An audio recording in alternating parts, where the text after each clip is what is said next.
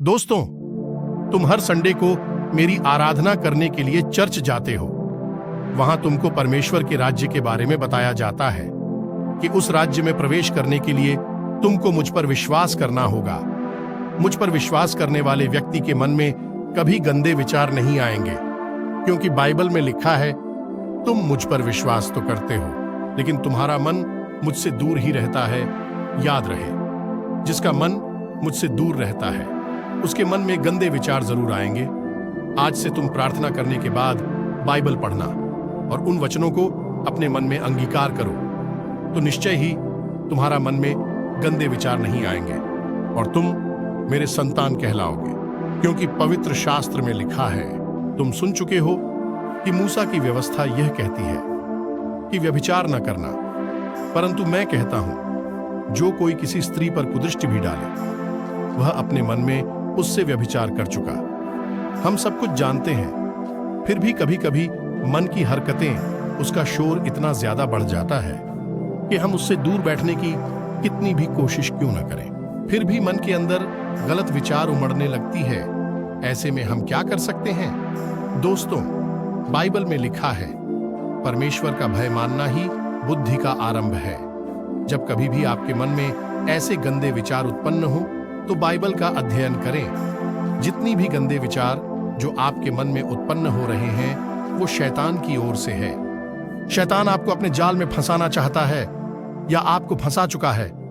उस समय शांत मन से इन वचनों को पढ़ें। याकूब 4 उसका 7 आयत, उसमें ऐसा लिखा है, परमेश्वर के अधीन हो जाओ और शैतान का सामना करो तो वह तुम्हारे पास से भाग निकलेगा।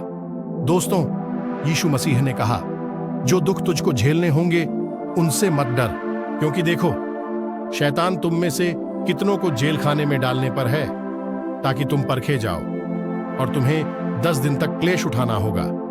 प्राण देने तक विश्वासी रह तो मैं तुझे जीवन का मुकुट दूंगा। प्रभु में सच्चा विश्वास करने वाले मसीही इब्लीस से नहीं डरते। ऐसी बात नहीं कि वे पैदाइशी दिलेर हैं, वे निडर हैं, क्योंकि उनके अंदर परमेश्वर के लिए गहरी श्रद्धा और भय है और वे उसके पंखों तले शरण लेते हैं।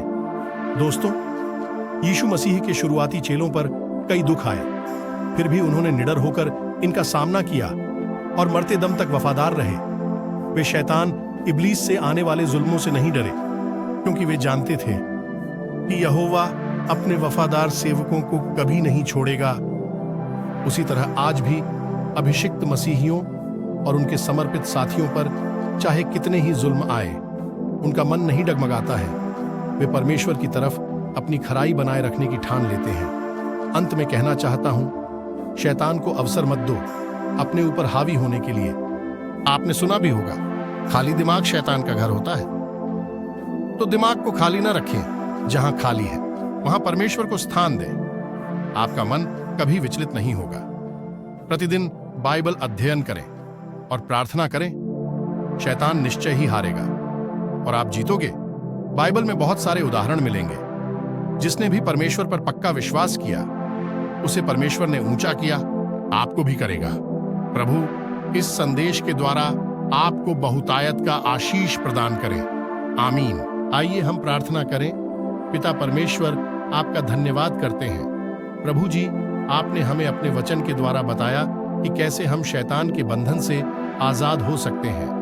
प्रभु जी, हम विश्वास में बहुत कमजोर हैं। हमारे मन में विश्वास को जगा कि हम शैतान से सामना कर सके और विजय हासिल कर सके।